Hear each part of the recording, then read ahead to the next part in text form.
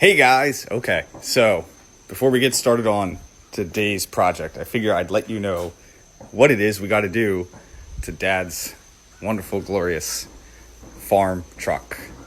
This is his 1997 Ford Ranger Super Cab 4x4 with the good V6 engine, the 4-liter. They did put a 3-liter in these. That motor's crap. The 4-liter is the upgraded version of what they used to put in like the Bronco 2s and whatnot. Some people don't like it. It's one of my favorite motors. I grew up with it. But we're replacing this collection of parts right here, which is this. And in the next snap, I will tell you exactly what this is and what it does. Okay, so this part right here is actually two parts in one. You've got a brake booster and a brake master cylinder. So we'll start the front with the master cylinder. What is the master cylinder and what it does? Well, your brake system is hydraulic. If you know anything about hydraulics, you understand that. But the general consensus is, this is what pushes brake fluid to help stop the wheels. It's called the master cylinder because there's a series of cylinders in your brake system. You've got cylinders in your brake calipers up front, and you've got wheel cylinders for the drum brakes in the rear. If you have discs in the rear, it's the same thing as the front calipers, just a smaller setup. But this has drums in the rear, so it has a different set of wheel cylinders in the rear, some cylinders in the brake calipers in the front. So the cylinder that controls all these cylinders is called the master cylinder. The second part back here is called the brake booster. This rod right here goes inside the cab and it connects to your brake pedal. When you push on your brake pedal, it pushes this rod in. Now, what happens inside of this is it uses this hose here, which is a vacuum hose, and it's a diaphragm. The front half of it maintains a vacuum, so when you push on this rod, it moves a diaphragm forward, which is helped and assisted by the vacuum here. That diaphragm and that vacuum pushes another rod into your master cylinder here. So this is why it's called a brake booster, because the vacuum pressure is boosting the amount of pressure you put into your brakes. That's why you don't have to hit your brake pedal super duper hard to stop. You just tap it. This thing assists you with the vacuum pressure to push the rod into here to force the brake fluid through the hydraulic lines, brake lines, force the brake fluid in to help bring your wheels to a stop. So why are we replacing this? Well, simply, the brake pedal in Dad's truck does two things. One, it's super hard to push down. And the second thing that it does is it doesn't come back. A lot of things online I see point to these two issues here. There's no definite sign as to whether it's the booster or the master, but in a junkyard scene, it was a lot easier just to get the entire unit together. So it was simpler just to pull that and we can replace all of that. But to mitigate the problem so far, we've just attached a bungee cord to the brake pedal over the wheel column here, and that is what keeps our brake pedal up and ready for use. That way it doesn't sit down. That way the brake lights aren't always on, draining our battery when we're not using it. So that's how we've rigged it for now. But that's why we're replacing this, is the brake pedal is super hard to press down, even after we've had all the brakes, everything wheel-wise has been done to this. This is the last part. This part up here is the last part of the brake system that we think is giving us issues. So we're going to be replacing this whole unit. Hopefully that solves the problem. And then once we replace this unit, we'll be going back underneath and we're going to bleed all the brakes again properly and hopefully get this thing semi-roadworthy again. I mean, granted, it is just a yard truck at this point, used for running around town and whatnot. This thing isn't exactly going to and from work as a daily driver. But we replace this, get that brake pedal operating the way it should be, and then hopefully, we'll have a semi-normal driving yard truck again. But before we do all that, first thing we're going to do is we're going to come in here and we're going to get some PV Blaster on these brake lines. And we're going to do the same thing inside the truck here. Spray these down. That way those come apart, because if you remember from the Cavalier video, you'll know how much I absolutely love working on brake lines. Which is another reason why it was just easier to take this whole thing, because then I'm not trying to undo the bolts back here. I could just simply cut and crimp the brake lines, rip the whole thing out of the donor vehicle I found in the junkyard. And then when we come in here is when it actually has to matter, because we actually have to be able to undo these brake lines and mount everything back up properly. So soaking down some PB Blaster, gonna get some coffee, take care of some emails and whatnot we gotta take care of. Then we'll come back out here in a little bit and we'll start wrenching on this. Okay, so one of the first things we gotta do with this new part to prep it is, remember how we sprayed down these brake lines? So this one's not on the vehicle, but it's gonna move. But I could demonstrate here once we get this 1/2 inch on. That kind of fits, but a little rusted, so it doesn't. But see how this whole thing turns and the line is turning with the nut? We don't want that. What we want is, if we come up here to this one, get that on there, how the nut can turn independently of the line. That's what we're looking for on the truck. That's why we sprayed everything down with WD-40. So the nut can turn independent of this line, because if this nut seizes to this line and you spin it, it's going to break it off. And this is a new one, so it doesn't matter as long as these come off for good. But what we don't want is for that to happen in the truck, because if that happens in the truck, things don't go so good. I get mad and I grab a hammer and I hit things. So now we're back at the truck and we're up here, and I already broke these free off camera. So this one turns and this line is staying fine. This one also turns and that line is staying secure. So what that means now is, once we disconnect it from inside, we can unturn these, we can remove these fittings, and let me get that off of there. We can remove these fittings, and then when we get the new one plopped back in here, we can connect these lines right to that one and we'll be golden. This was the main concern about hooking everything up. Everything else is fine, but this was the main concern about getting these broke free. That's why we sprayed these down with PB Blaster. I said WD-40 in the last snap, but it was actually PB, which I think works a bit better than WD-40 in situations like this.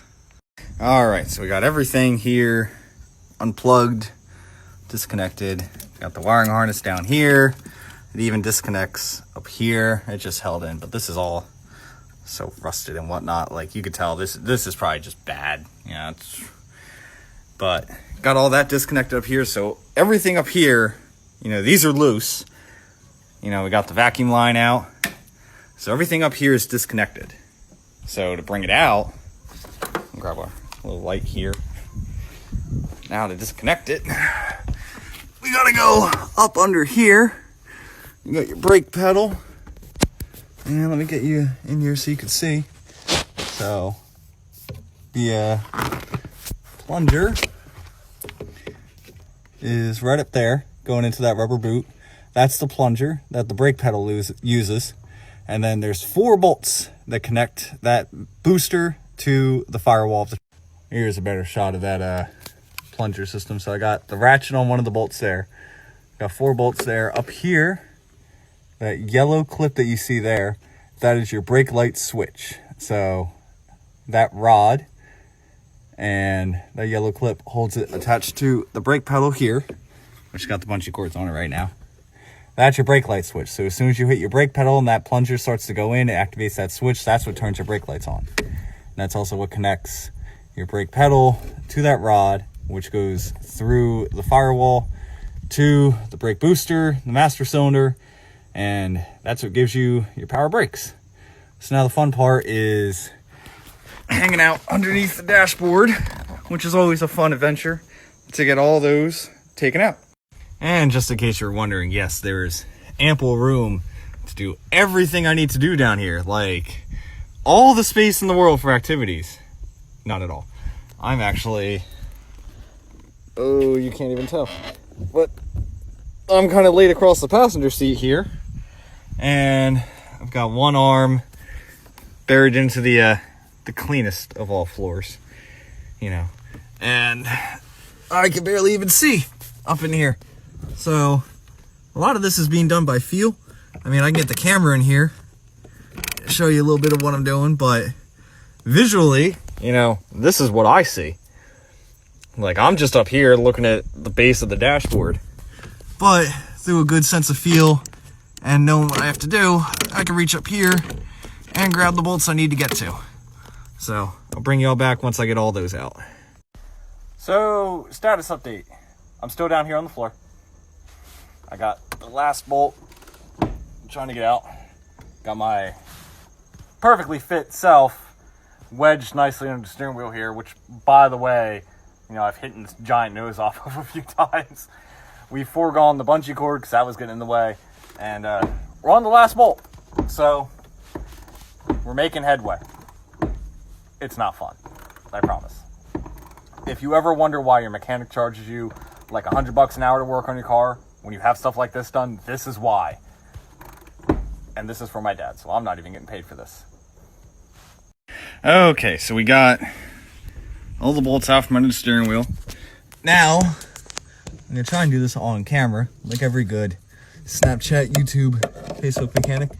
I can't really see what I'm doing under here. But this yellow pin right here, where's my finger? There we go. This yellow pin has to come out. So, I ain't doing that by hand probably. Nope, I need to get some pliers in here. But anyway, so that pin's got to come out, and then the rod behind it is going to come out, and that'll disconnect all of this hardware from the brake pedal. So I'll bring it back in once I get that up. Okay, so we got our brake light switch disconnected. We got everything up there disconnected. Let me get a light in there to show you. Okay, so you can see we got the rod exposed and we're disconnected there. So now the brake pedal has free range to move back and forth again. And you can pull it up further out of the way so we can get in there and get everything taken care of. So now the next step is just taking the brake master and the booster, pulling them out through the firewall, and swapping the other one, and we should be good. Okay, so now that everything under there is disconnected, even greased up our brake pedal a little bit so it flows more freely. That's just a brake light switch that can hang there. But now that all of that is disconnected from the back, all of this is free to move around. So now it just becomes a matter of getting these brake lines off, and then this whole unit can come out. And then just so you guys know, whenever you deal with brake fluid, or any fluids really from a car, you want to make sure, get some gloves for protection. And we're going to put even a little towel down under here to catch some of the residual brake fluid that might leak out. Because brake fluid is one of the most corrosive fluids in a car. So you definitely don't want that stuff on your hands. You want to try to keep it from leaking out onto your carport or the grass or going back into the, into the ground where your water comes from, yada yada. So gloves, try to catch as much fluid as you can, towel or something like that, and then safety glasses, whatnot. Be safe, people. And we have got it out. So just like every Chris Fix video, we are out with the old, crusty, broken one, and in with the new one that's less crusty, less broken, less that, and more this. Still a used part, but heck of a lot cheaper used than brand new ones. So next step is we're going to throw this in to here, and I got towels over the brake lines so they aren't leaking into the environment and whatnot. Get that thrown in, and then start buttoning up underneath, and touch back with you guys as soon as I get it in there. All right, so we got the new one in. It's still loose and flopping around, but it's set in there. I opted to snug up the brake lines first before doing anything in there. That way I had the flexibility, because if anybody who's ever done brake lines before knows you got to get that threading just perfect before it starts lining up. So I figured if I had movability up here, it'd make it a lot easier. Now just got to go back in there. I think I'll do the first 4 bolts, get it kind of snugged down. Then we'll worry about the pin, and then we'll start hooking up, our vacuum line and our electrical connectors and get this thing full of brake fluid and see how we did. One trick I can really recommend to anybody, if you go to a junkyard to get junkyard parts, you're going to take the old one out and everything, but you always want to save the little things. So like I got an extra brake light sensor here, and the main thing I want is these bolts, because these less rusty than the one that came out of it, and I know they will fit the one we're putting in because these are the bolts that came with it from the junkyard. So just makes everything a lot simpler. Now you've got extras just in case like I happen to break a nut or something like that on that, taking it out, I have something to replace it, brake light switch, plugs, anything like that. So if you're ever harvesting parts for something, try to grab the stupid little things. That's why I left the sensor in here. That's why I left the, the plug was in there. That's why I grabbed this valve too, and even the vacuum hose, even the brake cap. Stupid little things like that. It saves you a trip to the auto parts store to replace it. Okay, so we're all in here. Brake lines are snugged up. Got our plugs in. I still got to reconnect that, but we're solid. We're in there, and we're all bolted up underneath, down in here. Can't really see because lighting is not my best friend. But next step, we're gonna connect the brake light switch and the brake pedal to the rod up in there. Reconnect all these little fasteners and our little yellow clip buddy here. And that should be the last thing we have to do before this job is done. And with that, we are all connected up in there. We got our yellow spring, or our yellow clip. Everything's plumbed through the brake light switch. So we're all connected there. All 4 of those bolts are snugged down. And now our brake pedal has spring again. So now this should come back up, every time we go to use it. And we might even have better brakes because this feels like a good, solid brake pedal now. But everything under there, all buttoned up. We're all good to go. So that means the last thing we gotta do is top this guy up with some brake fluid, reconnect our hose, and job should be done now. And we are done. Everything is hooked up. Everything seems to work. Our brake pedal comes back when we hit the brake. Nice solid down and up, down and up. We do still have to bleed this and bleed the brake system, but that's a 2-man job. So once I got a second set of hands here, we can bleed it at the line just by cracking these fittings open. Once they depress the brake pedal, crack it open, bleed out the air, seal it back up. They let off. Then they push back down, crack it open, the bleeding procedure. But we're good to go. This job is officially done.